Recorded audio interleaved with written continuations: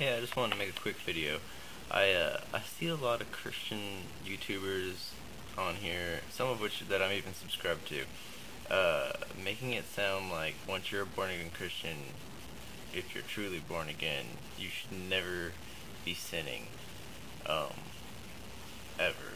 And you should try not to sin, yeah, but to me personally at least, it makes me feel like they're talking down to me and making me feel like I'm not as saved as I am, and I think that's a bad thing. And I wanted to read you something out of Romans here. I think this is probably my favorite part of the Bible, because I'll be honest with you, I don't want you to ever think that I'm Mr. Perfect, just because I read the Bible on YouTube or something.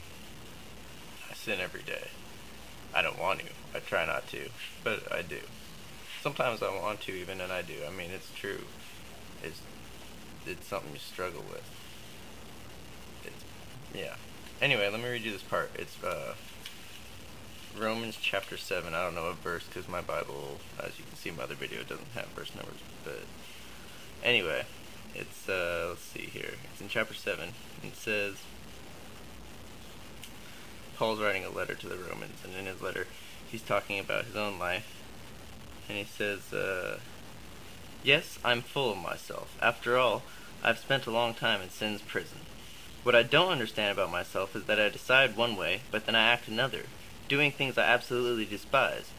So if I can't be trusted to figure out what is best for myself and then do it, it becomes obvious that God's command is necessary. But I need something more. For if I know the law, but I still can't keep it, and if the power of sin within me keeps sabotaging my best intentions, I obviously need help. I realize that I don't have what it takes. I can will it, but I can't do it. I decide to do good, but I don't really do it. I decide not to do bad, but then I do it anyway. My decisions, such as they are, don't result in actions. Something has gone wrong deep within me and gets the better of me every time. It happens so regularly that it's predictable. The moment I decide to do good, sin is there to trip me up. I truly delight in God's commands, but it's pretty obvious that not all of me joins in that delight. Parts of me covertly rebel, and just when I least expect it, they take charge. I've tried everything and nothing helps. I'm at the end of my rope. Is there no one who can do anything for me? Isn't that the real question? The answer, thank God, is that Jesus Christ can and does. He acted to set things right in this life of contradictions where I want to serve God with all my heart and mind, but I'm pulled by the influence of sin to do something totally different. With the arrival of Jesus, the Messiah, that fateful dilemma is resolved. Those who enter into Christ's being here for us no longer have to live under the continuous low-lying black cloud. A new power is in operation. The Spirit of life in Christ, like a strong wind, has magnificently cleared the air, freeing you from a fated lifetime of brutal tyranny at the hands of sin and death. God went for the jugular when he sent his own Son. He didn't deal with the problem as something remote and unimportant. In his Son Jesus, he personally took on the human condition, entered that disordered mess of struggling humanity in order to set it right once and for all. The law code, weakened as it always was by fractured human nature, could never have done that. The law always ended up being used as a band-aid on sin instead of the deep healing of it. And now what the law code has asked for but we couldn't deliver is accomplished as we, instead of redoubling our own efforts, simply embrace what the Spirit is doing within us. Now this next part's important. I like this.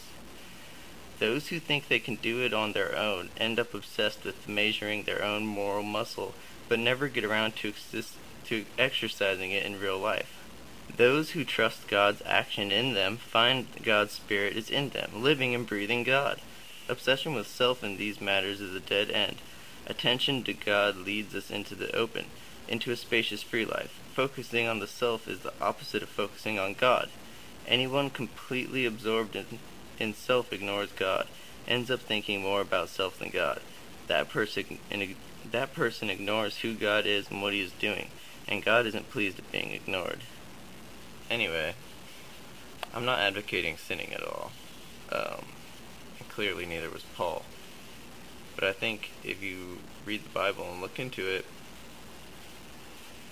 if what these people are saying is true, that you should be, if you're truly born again, never sinning, then a lot of people in the Bible weren't truly born again,